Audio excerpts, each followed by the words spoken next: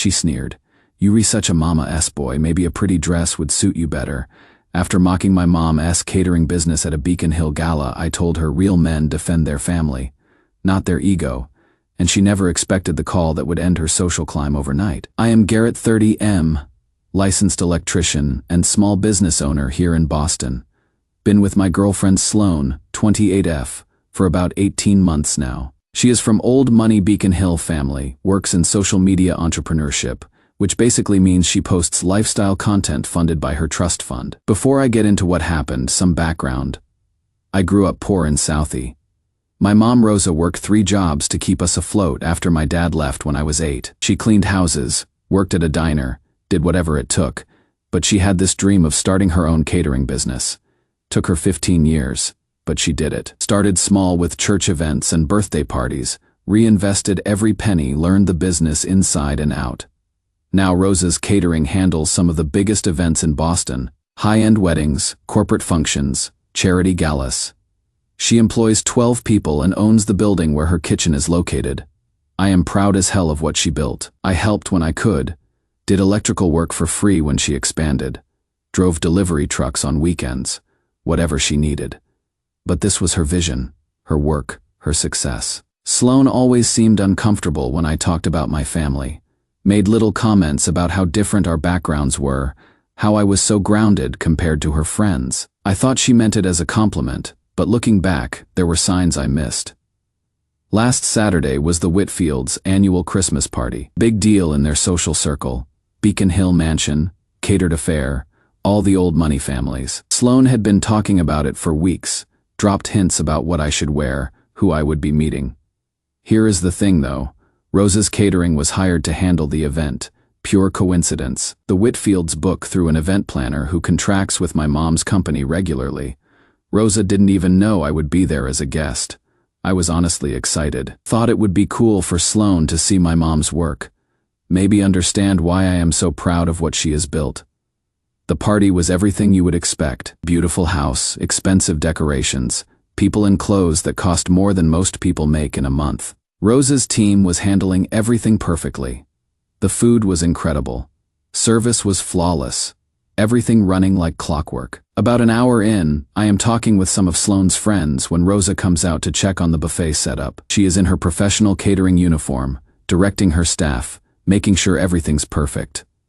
One of Sloan's friends, Madison, notices me watching and asks, "Do you know her?" Before I could answer, Sloan jumps in with, "Oh, that is just Garrett's mom. She is like the glorified housekeeper for tonight." Everyone laughed, like it was some kind of joke. I felt my face get hot. Actually, she owns the catering company, Rosa's Catering. This is her business. Sloan rolled her eyes. Same difference. Really, she is still just the help. That is when I lost it. Not yelling or anything, but I spoke loud enough for the whole group to hear. That woman built a successful business from nothing. She employs people, owns property, and earns every dollar through hard work. There is nothing just the help about her. Sloan's face went red. She grabbed my arm and hissed, "You are embarrassing me. You embarrassed yourself by disrespecting my mother." That is when she said it. Loud enough for half the party to hear, "You are such a mama's boy. Maybe a pretty dress would suit you better since you act more like a daughter than a son." The whole group went quiet. I could see people staring. Some looking embarrassed for me, others smirking like they were enjoying the show. I looked right at her and said, "Defending my family's honor isn't weakness, Sloan. It is what real men do. Maybe you would understand that if you knew anything about real work or real loyalty." Walked over to my mom, told her the food was incredible as always, and left the party. Sloan's been blowing up my phone since Saturday night. Says I made a scene and humiliated her in front of important people. Keeps saying I should have just let it go, that she was just joking around and I took it too seriously. But here is what is bothering me. This wasn't some innocent joke. She deliberately downplayed my mom's success, and then tried to emasculate me for standing up for her in front of all her friends. At an event, my mom was working. My buddy Danny thinks Sloan showed her true colors and I should dump her immediately. "She doesn't respect your family. She doesn't respect you," he said. "What else you need to know?" But 18 months is a long time, and things have been mostly good between us. Maybe I did overreact. Maybe I should have handled it more privately. What do you guys think? Was I wrong to call her out publicly? Should I apologize for embarrassing her? Or was she out of line for what she said about my mom? Update 1. Armed with that confidence, I drove over to her place Wednesday night to talk things through. Figured we could discuss what happened. Maybe she would realize how hurtful her comments were, and we could move forward. Started by saying I wanted to understand why she felt the need to downplay my mom's business in front of her friends. Her immediate response, "Because you made me look bad, Garrett. You turned a lighthearted comment into this huge drama in front of everyone who matters in this city." Everyone who matters. These are the same people my mom caters events for regularly. They respect her work. They respect her service, not her as a person. There is a difference. I just stared at her, the casual way she said it, like it was obvious that people who work for a living deserve less respect than people who inherit their money. So in your mind, my mom deserves less respect because she works for her money instead of inheriting it. Don't twist my words. I am saying you need to understand social dynamics better. When you are in certain circles, you don't go around bragging about your family's work situations. Like owning a successful business was something to be embarrassed about, but then she really doubled down, and the way you spoke to me in front of my friends was completely inappropriate. You humiliated me, Garrett. You owe me an apology. I owe you an apology. You called my mother, the help, and told me I should wear a dress. I was joking. God, you are so sensitive about everything related to your family. It is honestly exhausting. That is when I realized this conversation wasn't going to end with understanding or reconciliation.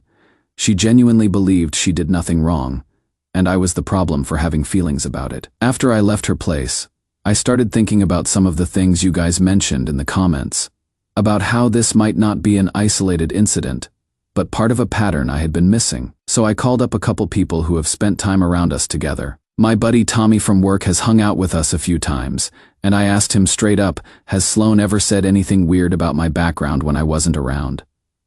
Long pause. Then, Garrett, maybe we should talk in person about this? Met up with Tommy Thursday night for beers. What he told me made my stomach drop. Apparently, last month at a bar in the North End, when I was in the bathroom, Sloan told the group she was doing charity work by dating me. Said she was trying to elevate someone from a lower social class, like it was some kind of social experiment. Tommy said he didn't know how to tell me at the time, but after the Christmas party incident, he felt like I needed to know. She talks about you like you are her project man, like she is doing you this huge favor by being with you. But it gets worse. Tommy's girlfriend Sarah was there that night, and she heard Sloan say, "The problem with dating down is they never really learn to fit in. Garrett tries, but you can always tell where he came from. Dating down. Like I am beneath her because my mom worked 3 jobs instead of inheriting a trust fund." I have been replaying our entire 18-month relationship in my head, and suddenly so many little comments make sense. How she had fixed my clothes before we went out. How she had changed the subject when I talked about work projects I was proud of. How she would make jokes about my working-class charm in front of her friends. I thought she was being affectionate. Turns out she was being condescending. The worst part, my mom knows. Rosa heard the dress comment at the party, but apparently she has been getting weird vibes from Sloan for months. Just never said anything because she didn't want to interfere with my relationship. When I went to see her yesterday, she told me, "That girl doesn't see you as good enough for her. Mijo, but you are good enough for anyone. Don't let someone else's insecurity make you forget that." Rosa built a business from nothing while raising a kid alone. She is tougher than any of Sloan's Beacon Hill friends could ever dream of being. And seeing the hurt in her eyes when she talked about how Sloan treats our family, that is what really did it for me. I am supposed to see Sloan this weekend. Part of me wants to confront her about what Tommy told me, but another part of me thinks I already know everything I need to know. Has anyone else dealt with a partner who looked down on their family background? How do you even come back from something like this? Update 2 Friday afternoon. Danny calls me while I am finishing up a job in Cambridge. "You need to get down to that coffee shop on Newbury Street right now." Why? "I got 3 more outlets to install before Garrett. Trust me, just get down here." Danny never sounds that serious, so I packed up my tools and headed over. Found him sitting outside thinking cup with his coffee, looking pissed off. "She is in there," he said, pointing through the window, "with 3 of her friends. and they are talking about you. I could see Sloane at a corner table with Madison and two other Beacon Hill types I recognized from various parties. They were laughing, having what looked like a perfectly normal conversation. I was in line getting coffee, Danny explained, and I hear your name, so I listen in. Garrett, what she is saying. You need to hear it yourself. We found a table close enough to eavesdrop without being obvious. Took about 30 seconds before I heard Sloane's voice clearly. The charity case thing is getting old. Honestly. Like, I have done my good deed. Tried to elevate someone from the working class, but there is only so much you can polish. You know, one of her friends laughed. So, you are finally going to dump the electrician? I mean, it has been fun slumming it for a while, and the sex is decent. Working class guys definitely have that going for them. But I think I have gotten everything useful out of this experiment. Experiment. She called our 18-month relationship an experiment. What about the mom situation? Madison asked. Wasn't she catering your family's party? Oh God, that was so embarrassing. Garrett got all defensive about his little mommy's business, started acting like she is some kind of mogul instead of just fancy hired help. I had to put him in his place. In his place, like I was a dog that needed training. But then she said something that made my blood boil. The funniest part is how proud they are of that little catering business. Like, sweetie, you cook food for your betters and clean up after real parties. That is not entrepreneurship. That is just service work with delusions of grandeur. Danny saw my face and put his hand on my arm. Easy, brother. One of the other girls chimed in. Are you going to keep using them for events, though? The food was actually really good. Hell no. I am going to make sure everyone knows they are not our kind of people. Cannot have the help getting ideas above their station. That is when I realized this wasn't just about ending our relationship. She was planning to sabotage my mom's business, because I had the audacity to defend my family against her insults. I started to get up, but Danny grabbed my arm harder. Don't, not here. Let her hang herself with her own words. Smart advice. I sat back down and kept listening. The thing about these working class families, Sloane continued, is they never really understand their place. They think because they make some money, they are suddenly equal to people with real breeding and education. It is kind of pathetic. Really, real breeding. Like she is a show horse instead of a human being. So what is your exit strategy? Madison asked. I will drag it out another month or two, then find some reason to break up with him. Maybe I will say he is not ambitious enough, or that we want different things. Something that makes it sound like it is his fault for not being good enough. They all laughed like it was the funniest thing in the world. Danny and I left before I did something stupid. Drove around for an hour while I processed what I had heard. She had been planning to dump me anyway. The Christmas party incident was just her getting tired of pretending to respect me and my family. But the business sabotage threat, that is what really got to me.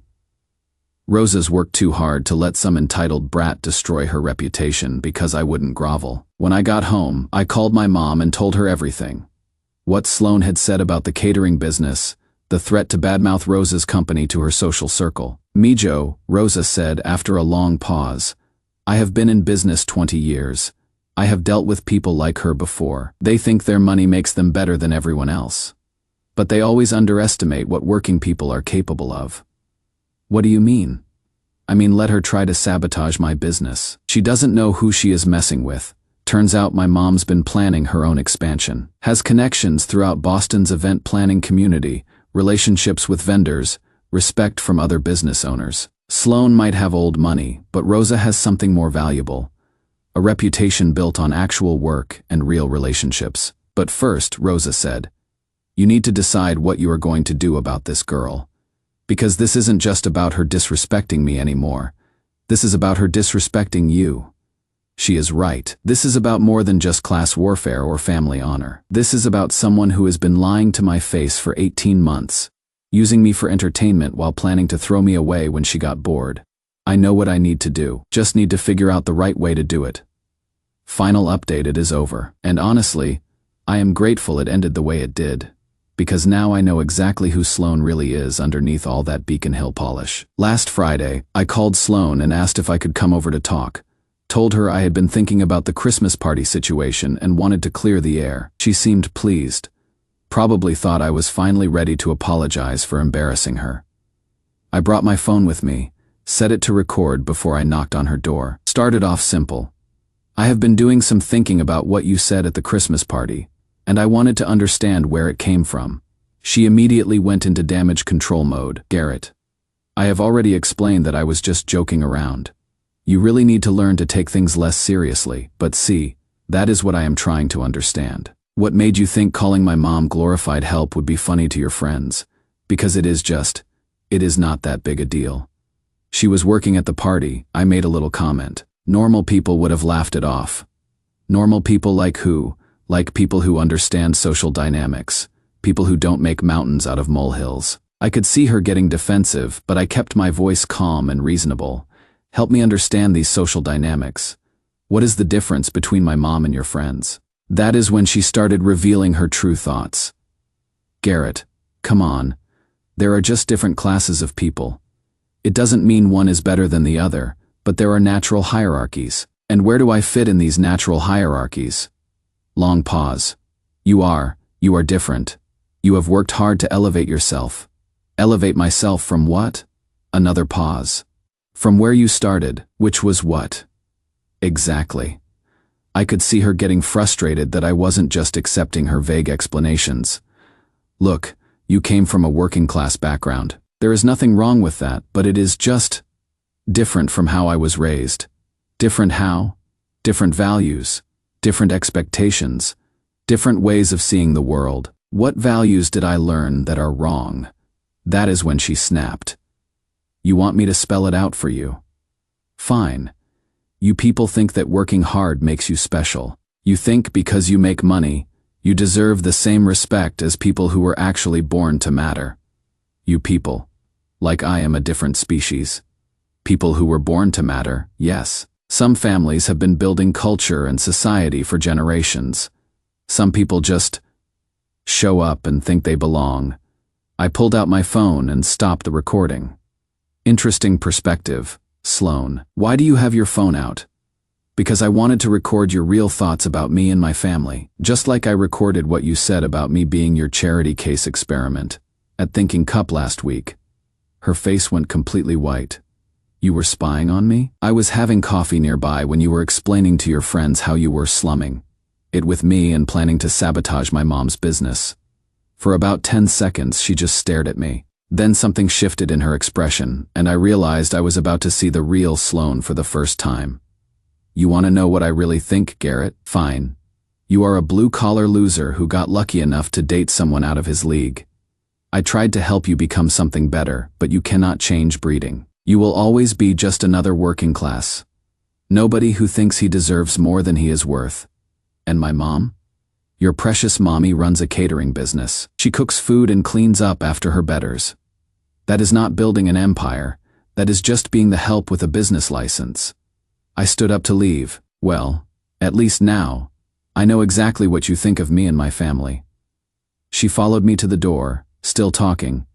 You think you are going to do something with those recordings?